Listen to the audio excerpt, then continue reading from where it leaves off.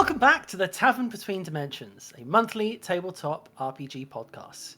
We're now going to step to the other side of the screen where we go into the DM's table, normally run by our very own Dan. Dan, what have you brought for us today?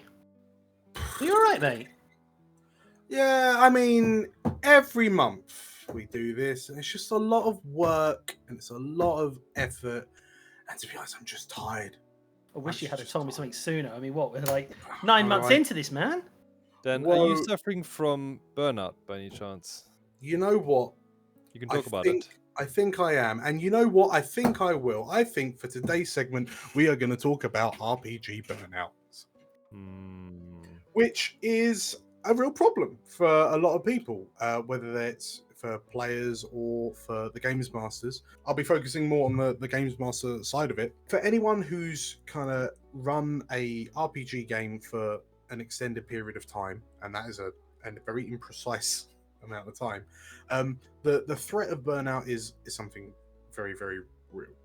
I find that some people kind of refer to burnout in a very kind of boogeyman kind of sense, but in terms of talking about it, I think first we have to discuss like what it is exactly that we're talking about, because I think the term burnout gets thrown around a lot and it can mean a number of things. So I mean, three very kind of broad types of burnout I've thought of. You've got campaign burnout, you've got total DM kind of burnout, you've got player burnout sometimes, or burnout with your players. But you know, these are all things. You know, as a DM, especially if you're doing, say, maybe a homebrew and you've been plugging at it for a few months, a year, a couple of years, eventually there will come a point where you sit back and think, I wonder if it would be more cool, more exciting if we did something else instead. If I just dropped this, if I just canned it, put it on the shelf, and then we started something new. Sometimes, you know, it can be a bit more intense. You're having total burnout and just thinking to yourself, I just don't want to do this anymore. I'm too tired. I'm too stressed out. I'm not enjoying myself anymore. That thought process can come from either the game itself, or maybe, you know, unfortunately the group of people that you find yourself playing with. Maybe you're finding that something's paradigmally shift and just doesn't work out anymore. So lots of different types of burnout.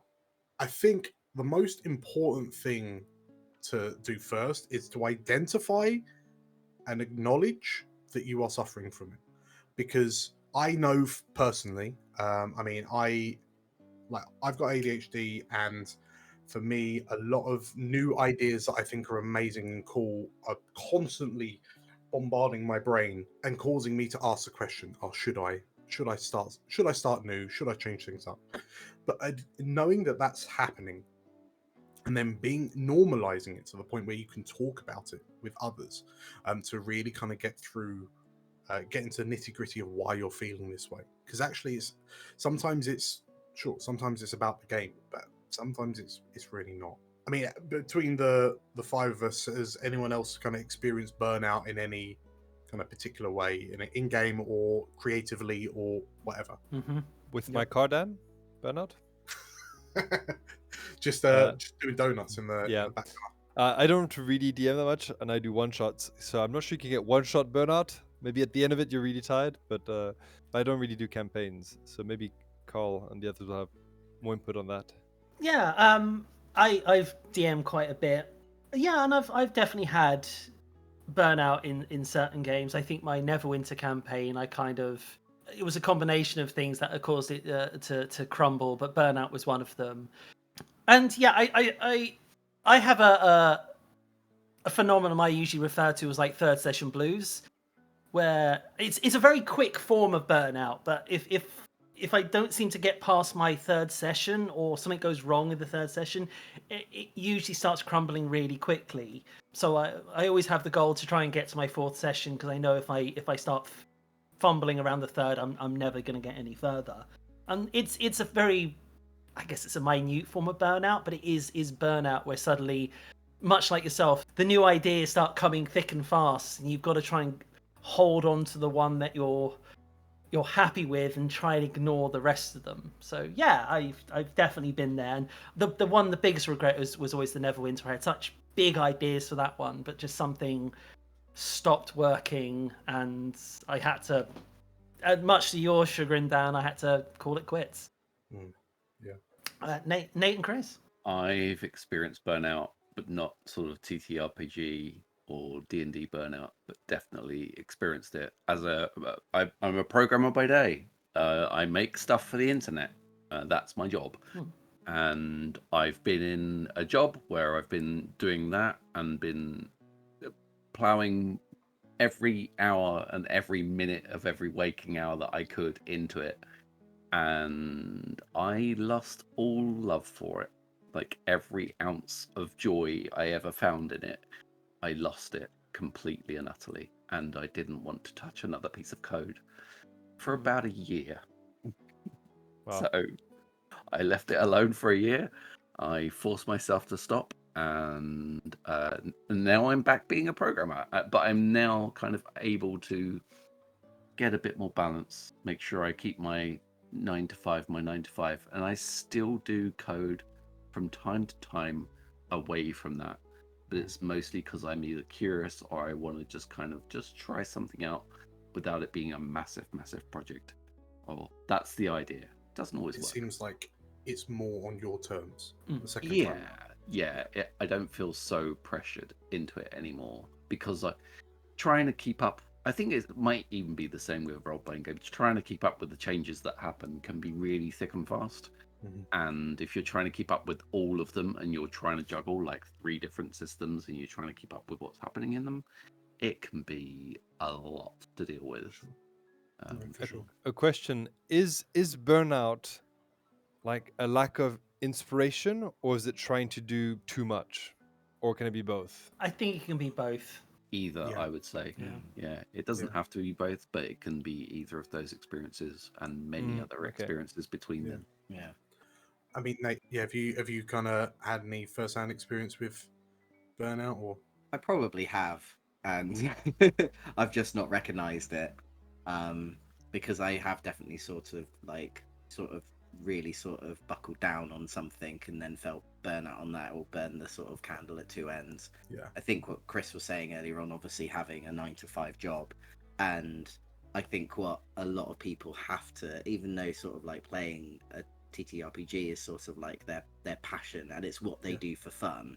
You know, a good majority of people out there will have some 9 to 5 job or have some other thing in their life that is also going to cause them some sort of, you know, stress. And if you can't get a good balance of those, then it is going to ruin your fun for everything else, because you're probably burnt out from your job or from your school, and then you're burnt out from them playing the game, and then you've lost fun in that because you're kind of going like, you're kind of feeling like I've literally got no time to just sort of sit and think. I've just got to do this, I've got to get this ready, and then I've got to get this ready, and then I've got to get to work, and then I've got to work till here, and then I've got to come back and I've got to do this.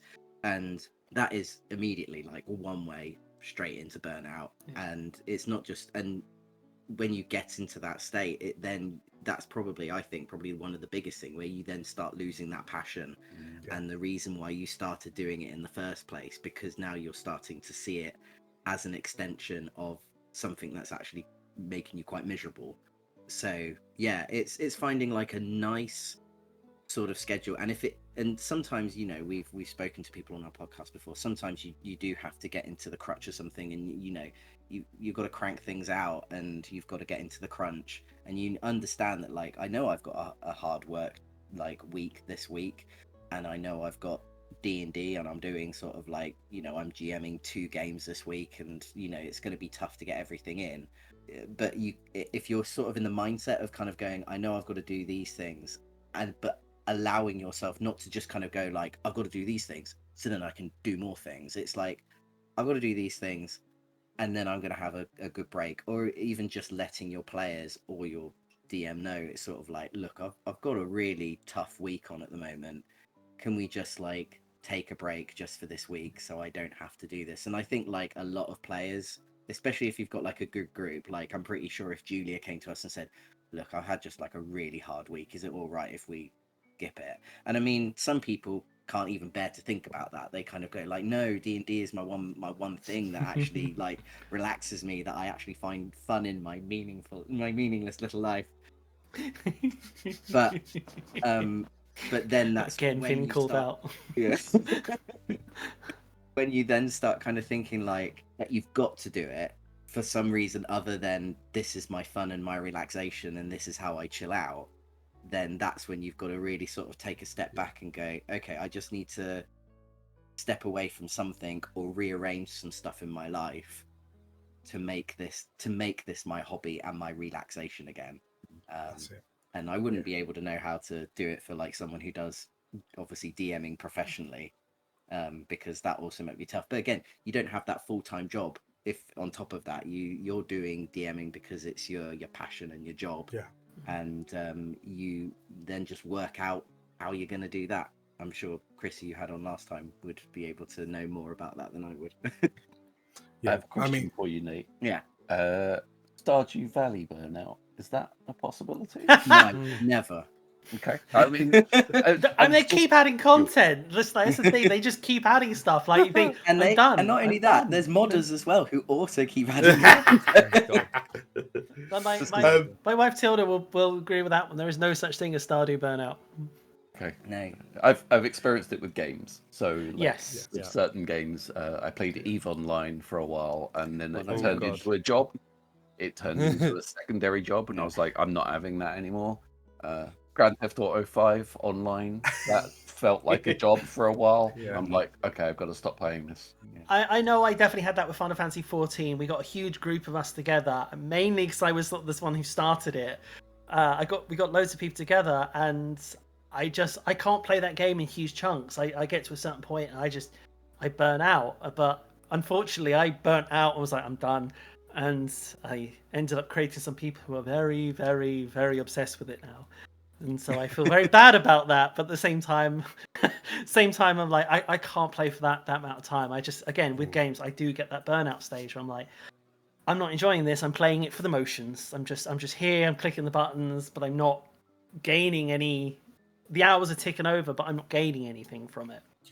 Not gaining that sweet serotonin. It's such a mental puzzle to try and even tune into that. It's something that like people can help you with to try and tune into that. And it's really, really hard to do. So if you're experiencing it and you haven't been able to tune into that, don't be hard upon yourself. It's tricky. Yeah. I mean, I think like in terms of like you've all hit all of the nails on the head pretty much. I mean, in terms of like what, you know, if you know that it's happening, whether you've recognized it in yourself or someone's kind of told you, like open and honest discussion about it is key. Like we've just spoke at length about the realities and the shape of it all. So just kind of acknowledging that it's happening. Don't beat yourself up about it. Like it's not a thing to be demonized. If something isn't making you feel great or isn't making you feel excited, like you've got to assess whether like that generally means something's wrong. Like, and it's in our best interests to do what we can to rectify it so it can go back to being the fun thing that it used to be. So I mean, in terms of things that can change, if we're talking about a DM at a D&D table or a GM at an RPG table, one of the things that I had to do for the Explorers of Elsa channel was change my schedule. So just kind of ease off the gas a little bit, just to give myself a bit more breathing room, especially if it's like a super long campaign. Does it have to be a 3.5 year epic? Like, actually, if you were to kind of cap it off after 6 months, a year, like give yourself less space to fill, will that make it feel more exciting as opposed to this kind of arduous task of GMing?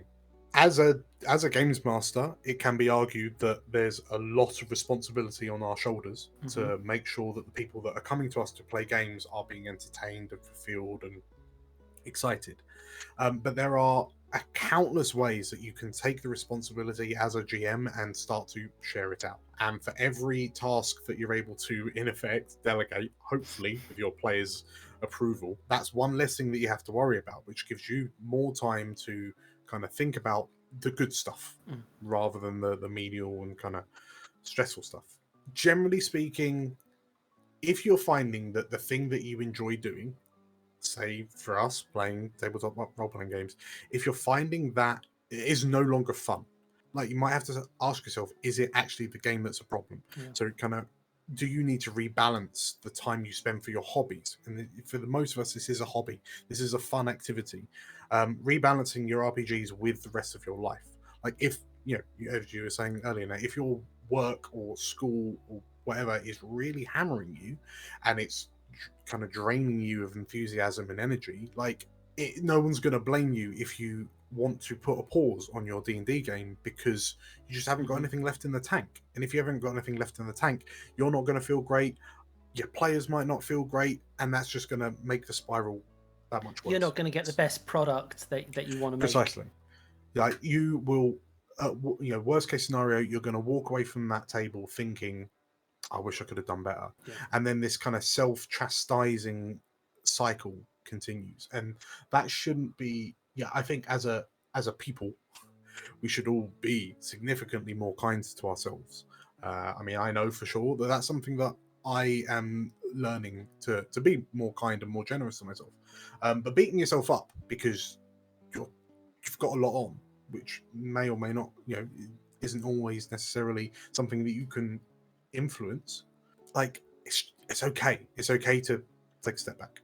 So in terms of kind of resources to help you through these, I typed in the word burnout into YouTube, and once I got through all the clips of cars doing donuts, there are countless YouTube channels and videos based, dedicated to the idea of burnout. So from a quick glance, we've got Matt Mercer, Ginny D, Mark Sherlock Holmes. They've all done big videos on burnout and the realities of it. And if we're going to weaponize the Mercer effect, if someone like Matt Mercer can turn around and say burnout is a thing and we're all susceptible to it, and this is what you can do to make sure it doesn't wreck you. If someone of his caliber is dealing with it, then it's okay if you're dealing with it as well.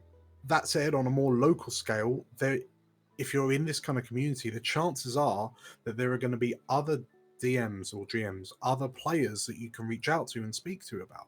I mean, maybe it's a case that if you happen to know another GM or maybe another player that's looking for the opportunity, you pass over Games Master responsibilities to someone else. Let them take the hot seat for a little while. And if you don't have anyone kind of local to you, then there are countless online communities, whether it's Reddit or Discord or Facebook or whatever. But there's always realistically going to be someone that you can reach out to. And generally speaking, like in our little section of the world where we all get really excited about rolling funny shaped pieces of plastic with numbers on them, we're going to want to help. You don't have to feel like you're isolated and a failure in these situations, because the chances are most other people are kind of feeling like that, and we're just looking for kind of support from one another. In conclusion, like when it comes to burnout, it's just not something that you should be scared to talk about. In fact, I would argue that is the worst thing you could do, is just kind of disregard it, push it down into the deep dark depths of your soul, and then take it out on your players later. Like that's just a terrible way to end your campaign. Isn't that why the Tomb of Horrors was invented? Well, pretty much, yeah. Just the meat grinder. Or Strahd, Like it's being okay to say that you're having a period of burnout and kind of reaching out to others for support is always a good thing. I would always kind of recommend doing that over trying to soldier through. In terms of a creative thing, like the idea of writer's block is very, very real. And I would argue that no one with writer's block has ever overcome writer's block by forcing themselves to write. Like usually the best option is to stop, take a step back, chill out a little bit, and then come back later.